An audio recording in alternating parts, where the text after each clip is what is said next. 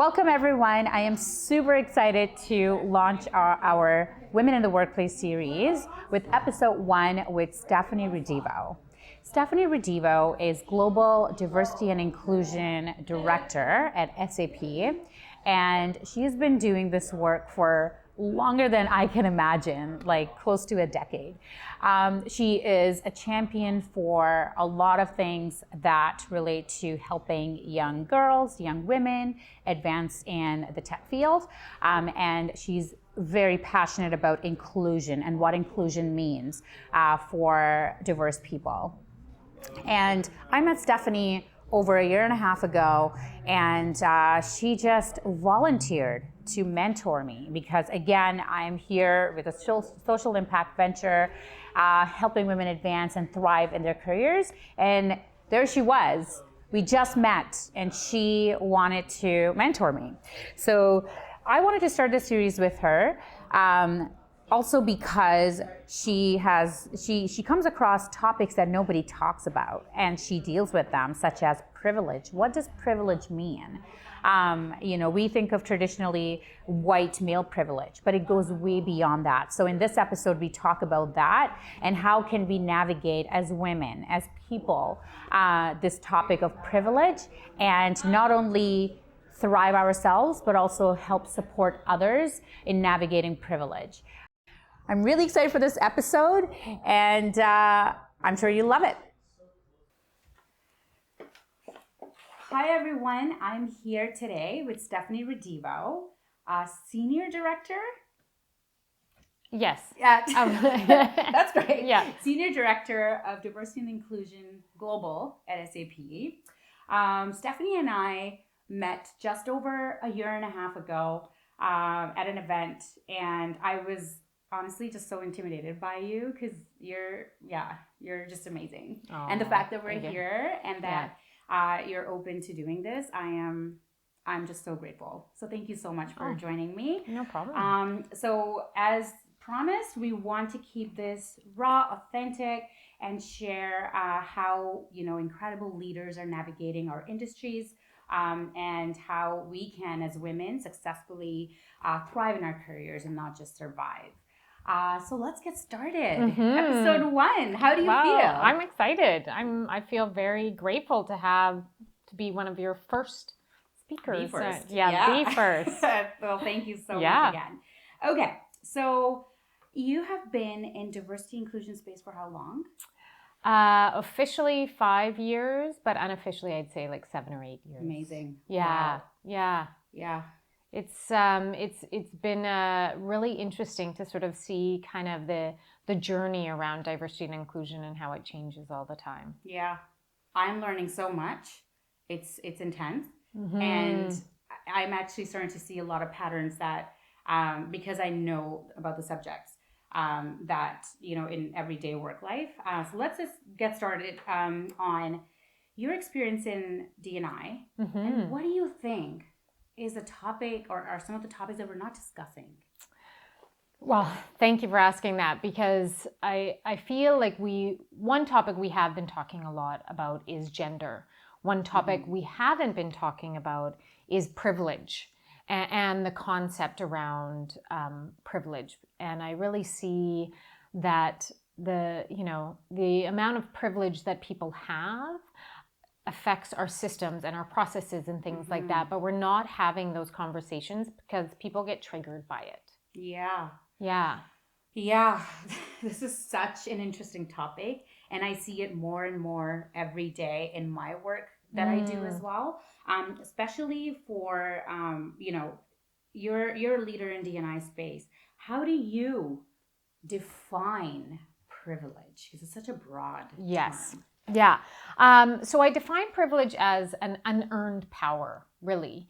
It's a special group that has these sort of, unearned special rights for whatever reason. And sort of the quote that I like to think of is privilege is invisible to those that have it. And I'll give an example, around that. And I was talking to a colleague one time, and we got into this discussion, and I think we were talking about shopping or something, and he said, "Oh yeah, I get I get followed a lot in the store. And I was shocked. And then, and I said, really, I don't think I've ever been followed in a store before. That's a concept that isn't, I've never thought about it. That's the other side of it. And he was shocked that I had never been followed, and I was shocked that he had been followed. Yeah. Again, invisible. Wow. These things you don't even think of. Yeah. Wow. That's such a good way of putting it. The definition of privilege, especially in the context of, stereotyping, diversity, and inclusion. It's, I've on the very note, I find that because I color my own hair. Okay. I'll maybe do a tutorial one day how to color your own hair. I have really dark hair. It's like my eyebrows, like my roots that you see. And because it's still blonde on the surface or platinum or whatever, I find people I'm from Pakistan. You cannot tell by looking at me automatically that that's where I'm from. Right. So I get a lot of what I say like white privilege. Because yeah. I'm more white than brown. Yeah. With how I talk, with my thinking, or whatever that skin color Skin could color, be. Totally. Yeah. I actually just put a lot of bronzer on my face. So just imagine, like, so I'm not really like brown, but I'm very Pakistani at heart. So, but I've had more opportunities than my Pakistani speaking counterparts. I know. Just because of the way I look. I know. So when we talk about that, it's unfair advantage that I have. What are your thoughts on it? Well, I think I always sort of go back to as individuals, we need to be made aware of it. Mm-hmm. And I think by people talking about privilege and privilege that people have, it brings it to the forefront so it's not so much of a trigger. Mm-hmm. I think a lot of times, when we think of privilege, we think of the white male privilege, right? Yeah. And as soon as you say that, it's almost like the white man is bad. Mm-hmm. And the blaming and shaming does no good, makes people feel bad, and there's no action. They've benefited from a system that's been in place for years. Yeah. And that system isn't working anymore. Yeah. We have to change sort of the system and the processes. I, as a white woman, have benefited from a system. An able-bodied woman, like when we talk about sort of the common types of privilege, I think we talk a lot about race. That's always, I think, the first one that comes to mind.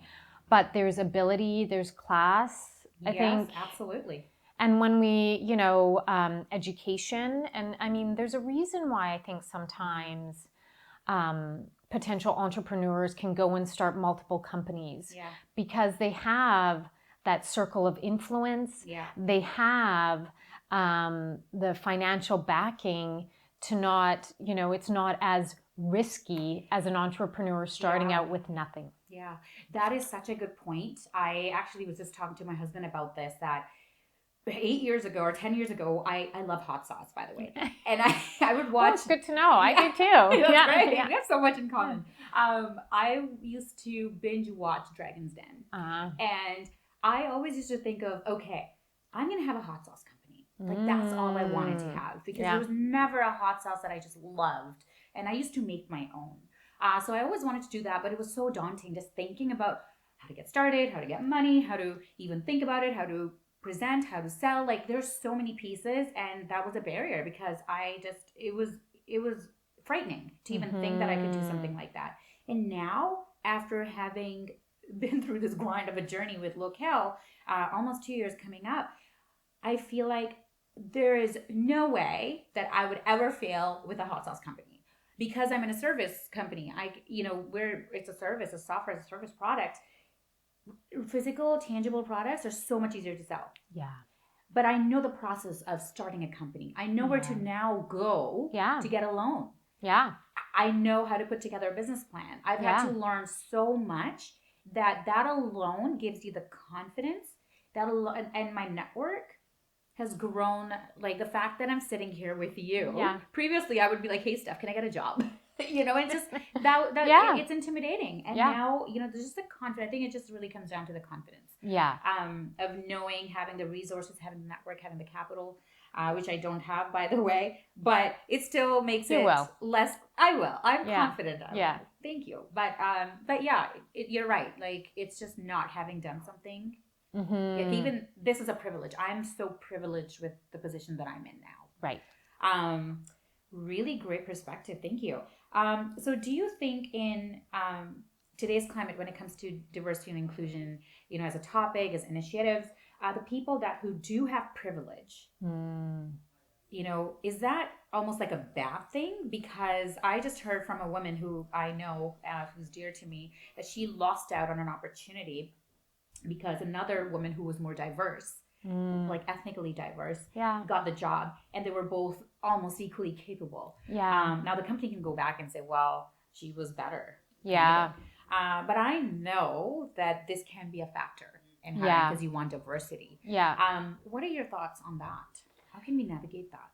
I think, when it comes to potential hiring, I think a manager needs to start at the very beginning and look at the demographics of their team. I mean, we know, and I don't need to sort of share the numbers, diversity and inclusion brings about more profit, more innovation to the company. You can kind of Google the business case of diversity and inclusion and get 200 billion results back kind of thing. The manager needs to look at the team dynamics. The manager needs to have sort of a clear criteria on what is needed. And I truly feel that if you have a team of 7 men or 7 women, your next hire should be another gender. If you're wanting to bring in, if you truly believe in diversity and inclusion, you should be looking at the ages within your team, the ethnicity of your team, where your team's located in various regions around the world to bring in that global perspective. And really sort of, people are always going to feel like, oh, I didn't get that because, they wanted potentially, shall we say, the ethnic candidate. And I don't buy into that. I don't. Why? I guess I don't buy into it because in some ways, the popular group has always benefited from this system. And like I said before, it doesn't, the system as it is in place right now doesn't work anymore for everybody. And that's not okay. And so people will always feel like that. And I think if you have, as a manager, like I said, you're looking at your team dynamics, if you have clear criteria, and if it comes down to, as I've often said, if you have a man and a woman, but like you have 7 men on your team, you hire the woman. And it's not it's not a token female at all. And then I will say, it's not only do you just hire the woman or do you hire the person of a different race or ethnicity, but you also make sure they get the support they need because they're going to feel like the token. No matter what. When anybody is the first of some in a room, you need to support them. You need to encourage them. You need to show that we're not here to have you as a token. You're here because you add value and are important. And that goes back to the equity piece, right? It's funny because my team, when I was just starting out, we had a smaller team, and one of the members asked, so what do you keep on talking about? Like, what is equity? And I was like, oh, I assumed that we all knew what equity was, but I had to explain that, but that again, like, give them the opportunities to be able to, perform to their fullest potential. Well, that's an amazing point. So let's talk about, the elephant in the room. I mean, we're really wanting to help women advance. And the reality is that a lot of companies are senior leadership teams, the CEOs especially, it's so male dominated. And I know this is not a good label, but white male. I mean, we always actually now talk about how there's more CEOs named James or Johns than all of the women CEOs combined. So again, we do still see that. I don't think we're going to achieve that parity gosh, I don't even know when. I think don't it wanna says discourage, something like but 200 years or gosh, 202 yeah. or 5 or Hopefully something it doesn't like, take that yeah. long, but how, as women, how can we navigate, the system and and get to that leadership, especially from a diversity inclusion perspective? Well, first of all, I think organizations need to change, and I think they're changing with the different demographics of potentially to label the millennials coming in, sort of the younger generations that are just expecting, they're expecting flexible work. They're expecting, and men want to take paternity leave. Men want to be able to sort of stay at home with their children, and so I think through that'll help. But I mean, one of the big things that I think that can be done today is that the C-suite needs to be sponsoring people who don't look like them. Totally. And the sort of the pushback I get when I say this, people will say, "Well, Steph, I don't know. How do I be their sponsor when I don't really know them?" And I will sort of explain and say, you start off mentoring with the intention, expectation you will sponsor, because that's where you want to get to. You want people talking about you when you're not in the room. You want people thinking of you when that special project comes up, this great opportunity. You're talking from peer to peer and have that trust. So whenever I say, oh, I think Humaira would be amazing for this, that person already has given you, Humaira, which they may not know, this level of trust. And I'm putting my name on the line. Totally. And we know that takes time to build. Yeah.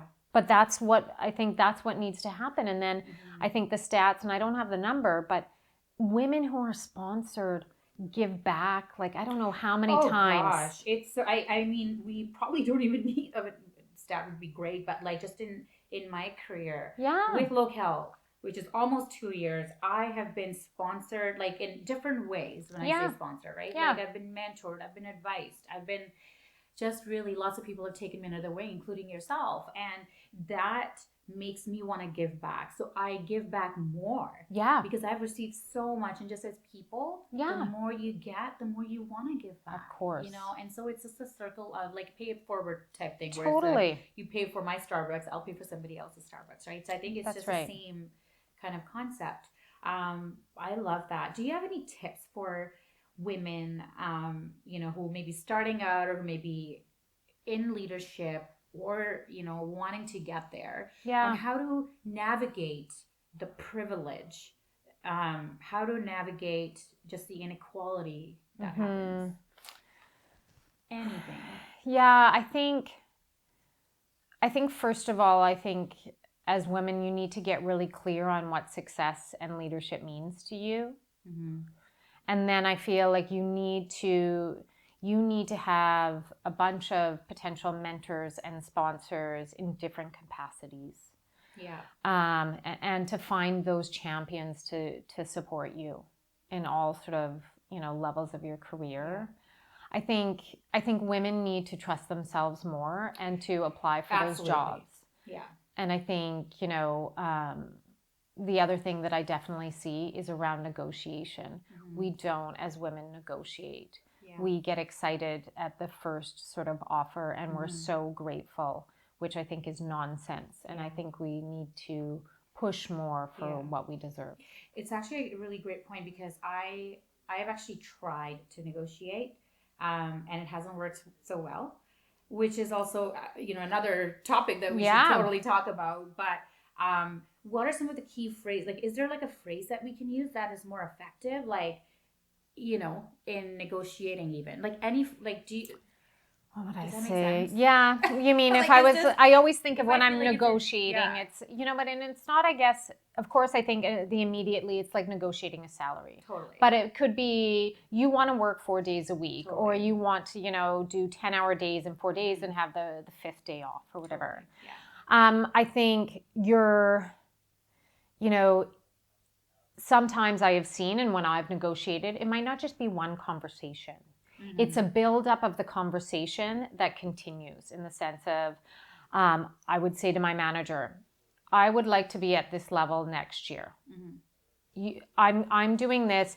Does this, I'm just being clear, does this get me to that level? Yeah. And then my next meeting, I'd say, just bringing it up again, that if I'm still doing this, am I on track for this level? So there is no surprises when negotiation or salary and raises happen.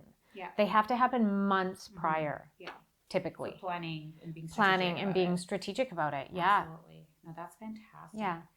Well, this is great. Yeah, Thank you so much. Thanks so much. Hopefully we can all learn from this, negotiate better, get more champions, get more mentors, get more sponsors. Yeah. And for those of us who can actually do that for others, we should totally do that. And just we're all navigating. That's this right. privilege It's a journey. and equality. Absolutely. Yeah. Yeah. Well, thank you so Thanks. much. Yeah. I'm so excited. And we'll be back with another exciting episode with some authentic conversations next week. Thank you so much for watching, and let's do this together. Bye.